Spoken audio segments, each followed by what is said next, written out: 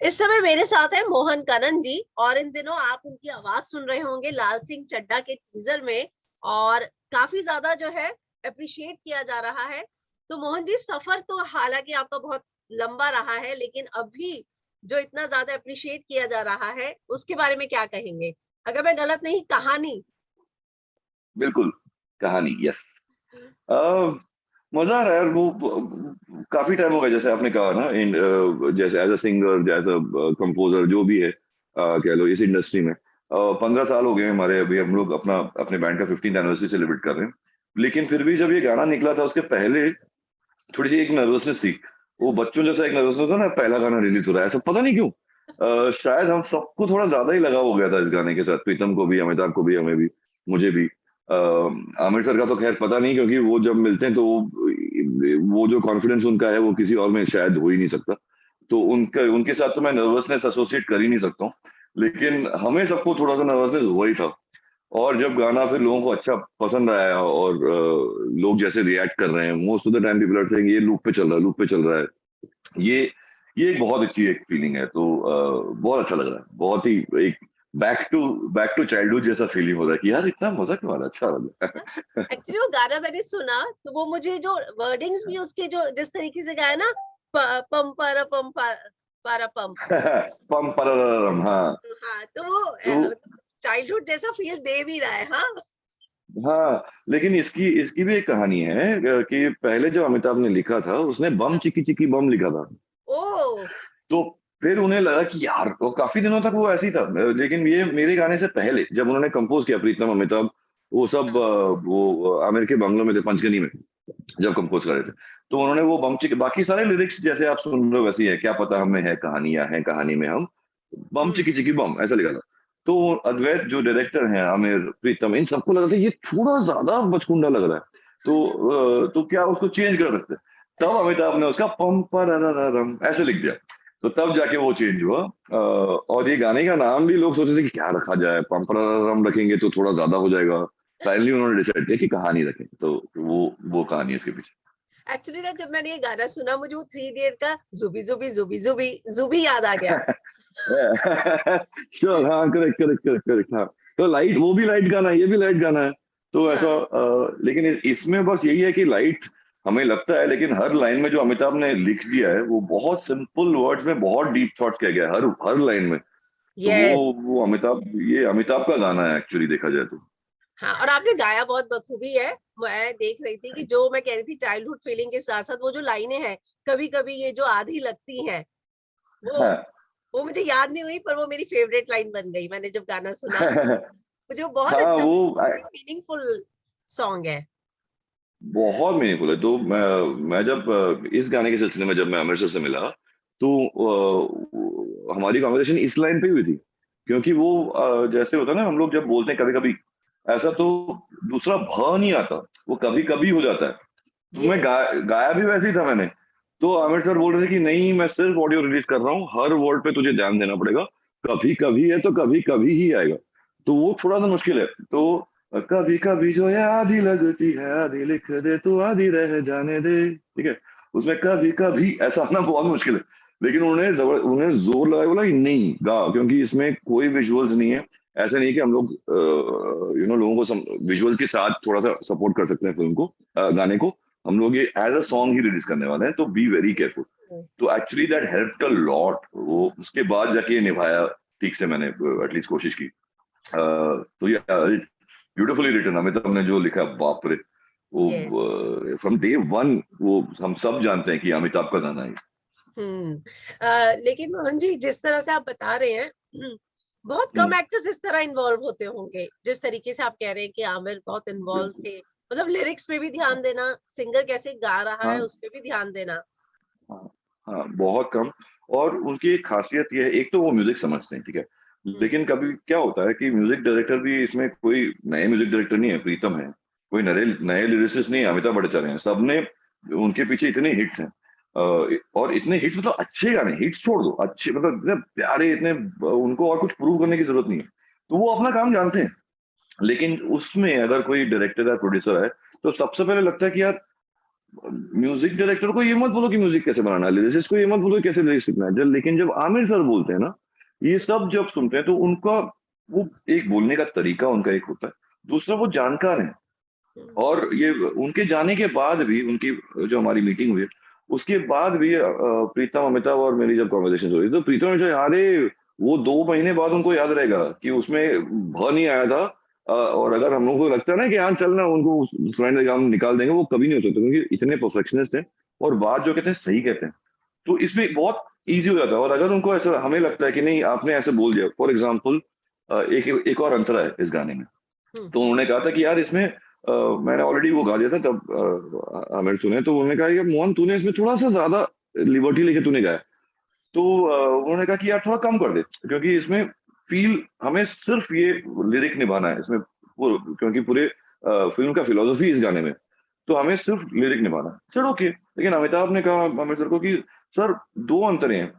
दूसरे अंतर में थोड़ा-सा लिबर्टी लेते हैं तो एज़ अ सॉन्ग आल्सो इसका थोड़ा-सा आइडेंटिटी थोड़ा बढ़ जाएगा।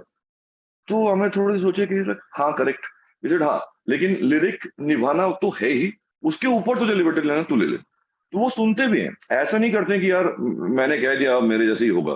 तो वो समझ बहुत एक अच्छा एक उनका एक बैलेंस है, जिसके कारण वो अच्छा लगता है जब वो ऐसा नहीं लगता कि यार अब वो बहुत बड़े कलाकार हैं तो अब सुनना ही पड़ेगा, ऐसा सब नहीं लगता। वो बहुत हेल्दी डिस्कशन। रीज़नेबल है। हाँ, वेरी हेल्दी डिस्कशन। और वो जीनियस तो हैं ही, वो तो हमें पता ही है।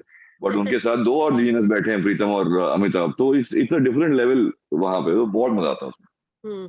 मोहन जी, आपने शंकर एहसान लॉय से शुरू किया था सफर, और अभी हाँ, मतलब कहा जाए तो 12-13 साल हो गए इंडस्ट्री में। बिल्कुल, बिल्कुल। इस हाँ, जर्नी हाँ, में बड़े-बड़े कलाकारों के साथ भी काम किया। तो हाँ। फेवरेट एक्सपीरियंस जानना चाहूंगी, और आपका फेवरेट सॉन्ग। अरे बाप रे! ये तो बहुत मुश्किल है। बहुत मुश्किल सवाल पूछ बट लिया। हाँ, तो बट अभी के लिए तो खैर कहानी ही बोलूँगा, बट क्योंकि कहानी को अलग रख देते हैं क्योंकि ऑब्वियसली यस। जो गाना अभी रिलीज़ हुआ सबसे ज़्यादा स्पेशल वही होता है। बट अब एक बात बताऊँ, शंकर शंकर महादेवन के साथ जब रिकॉर्ड करता हूँ ना, तो उनकी एक बहुत बड़ी ख़ासियत है। वो जब आपको डब करते हैं, एज़ अ सिंगर मैं बोल हाँ, रहा हाँ। हूँ, ऐसा हमें समझ में आता है कि यार वो हमसे ऐसे कुछ-कुछ करा देते हैं जो हमें भी नहीं पता है कि हम कर सकते हैं। और वो प्यार से कराते हैं, मतलब अरे क्या प्रॉब्लम है, गा ना, देख ना, ऐसे गा। वो गाएँगे और वो कैसे सिंगर हैं, बाप रे बाप! उनको सुनने का मैं पहली बार जब वो खाना बदोश लंदन ड्रीम्स में जब उन्होंने हाँ, मुझे हाँ। बुलाया, तो मैंने गाना सुना। उन्होंने पहले सुनाया, उनकी आवाज़ में थी ऑब्वियसली स्क्रैच। पहले तो स्क्रैच आप सुन लो शंकर महादेवन की आवाज़ में, तो ऑब्वियसली ऐसा रहता है इससे अच्छा कौन गाएगा? तो तो मैं वो सुन के उनको बोल रहा हूँ और मैं भी मतलब पता नहीं क्या मैं सोच के गया था वहाँ पे। तो मैं सुना गाना, बोला इतना तो अच्छा लग रहा है आपकी आवाज़ में, मुझे क्यों बुलाया? तो उन्होंने मुझे देख के बोला चुपचाप जा अंदर गाना गा। तो मैंने कहा ठीक है करके मैं चला गया, मतलब ठीक है? आपको गाने का और जब मैं चांस मिल रहा था और आपको जाने दे रहे थे। हाँ, मैं बोलूँ ये क्या है? तो उन्होंने भी मुझे देखा कि क्या अजीब बंदा है वो, लेकिन बुलाया और उनको भी थोड़ी-सी हँसी आई कि ये क्या बोल रहा है। तो मुझे भी लगा, हाँ, बोलने के बाद मुझे लगा कि ये बोलना नहीं चाहिए था। फिर मुझे उन्होंने स्टूडियो में मैं डब कर रहा हूँ, तो एक एक 2 हाई पार्ट्स हैं उसमें। मैंने कहा ये थोड़ा-सा हाई है तो मैं थोड़ा-सा सॉफ्ट गाऊँ क्या? नहीं तो फिर क्यों? वो एकदम फुल पावर के साथ गाओगे तो क्या हो जाएगा? वॉइस बैठ जाएगा ना। आज और एक और रिकॉर्डिंग है क्या? सर नहीं आज तो नहीं है। तो ठीक है कल ठीक हो जाएगा, चिंता मत कर गा। तो उन्होंने ऐसा सिंपली ऐसे, और शंकर महादेवन जब बोलते हैं कि कल ठीक हो जाए तो तुमको लगता है कि बिल्कुल हो ही जाएगा। तो वो तो सही ही बोलेंगे। तो उस चक्कर में जो उन्होंने, और ये तो बहुत सिंपल सी बात है, लेकिन बहुत सारी चीज़ें हैं जो मुझे लगता है कि नहीं, मेरा वॉइस ये शायद नहीं कर पाएगा, वो करा के छोड़ेंगे वो, और बहुत प्यार से करा के छोड़ेंगे। ये तो तू कर ही सकता है, मतलब तू नहीं करेगा तो और कौन करेगा? ऐसा करके बहुत सही है वो। वो उनके साथ वो एक्सपीरियंस बहुत अच्छा रहता है। अमित के साथ इंस्पिरेशनल सॉन्ग, अमित त्रिवेदी के साथ इंस्पिरेशनल सॉन्ग वाला एक्सपीरियंस बहुत अच्छा लगता है क्योंकि वो हमेशा मुझे बुलाता है तो वो यही बोलता है कि यार इंस्पिरेशनल सॉन्ग है तो तू ही है, तू आ। तो वो नाव से शिकायतें किनारे जो भी गाने मैंने गाए हैं वो वैसा है। प्रीतम के साथ एकदम उल्टा है। वो आई थिंक दुनिया का सबसे लाइकेबल ह्यूमन बीइंग होगा प्रीतम। उसको आप मिलोगे तो उसके साथ आप गुस्सा हो ही नहीं सकते। हो ही नहीं सकते। ऐसा लगता है कि वो बहुत ही इनोसेंट प्यारा सा, इतना प्यारा बंदा तो कोई हो ही नहीं सकता। फिर वो आके भी ब्रीफ भी देगा तो गाने के बारे में ब्रीफ नहीं देगा। वो ये नहीं बोलेगा कि यार इसका ट्यून ऐसा है वैसा है, वो सब वो पहले ही स्क्रैच गवा के मुझे सुना देगा। लेकिन वो ये बोलेगा तेरा कैरेक्टर ये है, तू ऐसा दिमाग में ऐसा सोच ले कि तू तेरा ये कैरेक्टर है और तू इस कैरेक्टर के हिसाब से तू गा रहा है, और तू स्टोरी टेलिंग कर रहा है या कैसे कर रहा है। तो उसका एक अलग ब्रीफ होता है और वो बहुत ही ज्यादा एक्सेंट्रिक भी है। तो अभी ये जो कहानी पूरा गाना डब होने के बाद आमिर सर से मीटिंग हो गया, उसके बाद फिर से मैंने डब किया, बहुत कुछ हुआ है। उसके बाद आया स्टूडियो पे ऐसे से बैठ के सुना पूरा गाना, हाँ मैं सुनता हूँ, सुना आंख बंद करके सुना, 4 मिनट सुना, फिर सडनली दूसरे को देखे बोलता है सुनना इसमें जो मैंडोलिन है वो चेंज करते हैं।